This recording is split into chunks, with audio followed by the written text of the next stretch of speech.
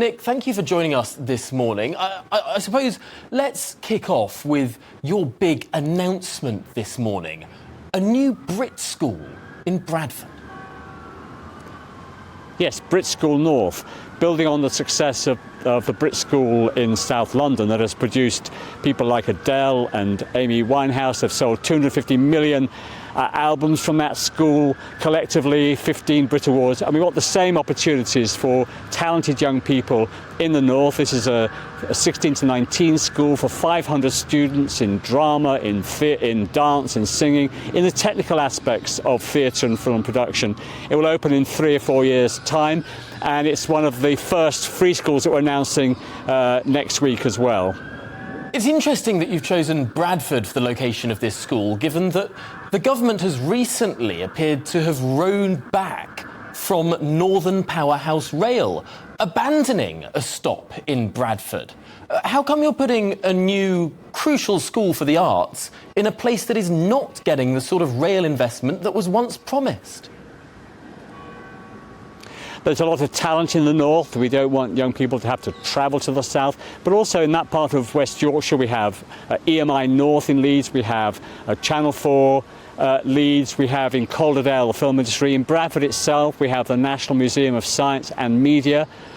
So it's a good location for a new BRIT school. The creative industries are creating £100 billion of income for our economy, and we have an ambition to increase that by another £50 billion by 2030. The industry needs talent, they need those skills, and they need them in the north as well as the south. So it's important that we have a BRIT School North located in Bradford. I think lots of people would agree with that. People might just question if Bradford should be better connected to places like Liverpool and Manchester and indeed Leeds. But we must move on, because one of the biggest stories this weekend, of course, is the Lucy Letby case. And, of course, an independent inquiry has been committed to by the government. But there are big questions on whether or not this should be a statutory inquiry. Why hasn't the government been clear on this? Well, look, as soon as the verdict, this is an appalling, horrific case of child murder, and as soon as those verdicts were handed down on Friday, the government announced that there would be a full inquiry into what happened, so that parents can understand what happened. And I've been reading in the paper today and yesterday the stories of the consultants who reported early warnings about what was happening, and the inquiry will look at how those warnings, how concerns that were raised were handled by the hospital, by the trust executive. So all that will be covered by the inquiry. We'll be announcing a chair of that inquiry very soon, and the terms of reference. So we don't know yet what the terms of reference will be. They'll be announced very soon, but what I can assure you is that they will look at all aspects of this right across the health service, so that we can understand what happened, learn lessons, and absolutely prevent anything like this from happening again. How soon will those terms of reference be announced? Because the families affected by this scandal, the families affected by this murderer, have been worried that this inquiry will be toothless, that it won't have the power, the statutory power, to compel witnesses. Well, we want the parents to be involved in shaping this inquiry. So the government will be talking to the parents and their representatives to make sure that the inquiry does cover all the aspects of the concerns that they have, and indeed the whole country has, so we can make sure that we learn all the lessons that need to be learned. Just one final time, will it have the power to compel witnesses? Well, let's see what the terms of reference have not been published yet. The government is working on those. We've already made a commitment that there will be an inquiry. The government is now working on the terms of reference. We will be talking to the parents to make sure they are involved in shaping this inquiry, and we'll be making announcements on both who will chair it and those terms of reference very soon. It does seem that there have been huge failings in the hospital, in the trust and in the NHS. Will this inquiry be looking into the clear failures in management, the warning signs that were missed, and indeed the lives that may well have been saved had management acted on the advice, on the whistleblowing of doctors? Yes, it will, absolutely. That's precisely what the inquiry will be covering. I've read those reports in today's paper and in yesterday's paper, and they're quite shocking. And that's what the inquiry really must get to, really must try and understand. Why warnings, why concerns that were raised, what the governance was of the hospital about these issues, and that's precisely what the inquiry will look at, so we can learn precisely what happened, learn lessons from that, and then prevent it from happening again. Now, I do want to move on to another huge issue that our audience massively cares about, and that is the small boats crisis, because this week we learned that since Rishi Sunak became Prime Minister, the number illegally arriving on the shores of the United Kingdom by small boat has risen to 25,000 just during Rishi Sunak's short time as Prime Minister.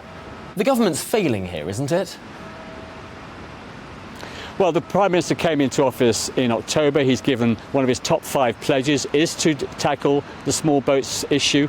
This current year, year to date, we are 15%. There are 15% fewer small boats crossings than there were at this time last year. There's clearly more to do. We've negotiated with the leadership of the Prime Minister deals with France, with Albania, with Turkey to get the intelligence to understand what's happening so we can tackle it at the root.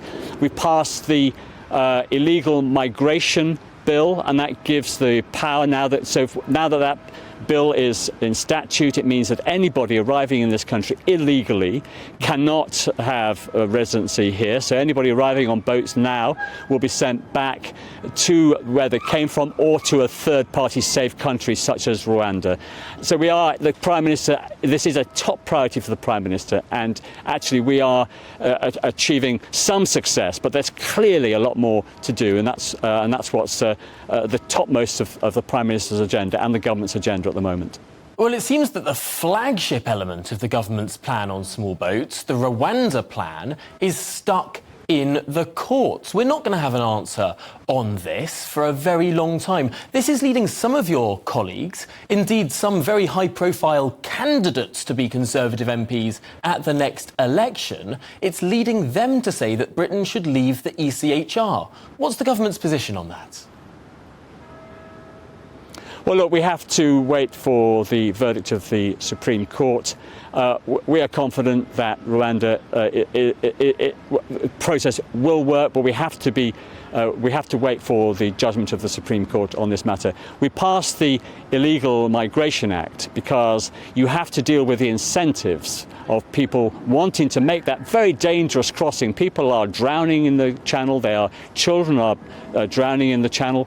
We cannot, for humanitarian reasons, allow these people smugglers to continue their evil trade, preying on people's desire to get to this country. So we have to make it clear that if you come via that route or any illegal route, you will not be able to seek asylum in this country. You will be detained on arrival and then sent back to the country from which they came or to a third-party safe country such as Rwanda. That's the policy. The Act has been through Parliament, by the way, opposed by the Liberal Democrats and the Labour Party. But that is the policy. I believe it will work. We just now need to wait for the outcome of the Supreme Court decision.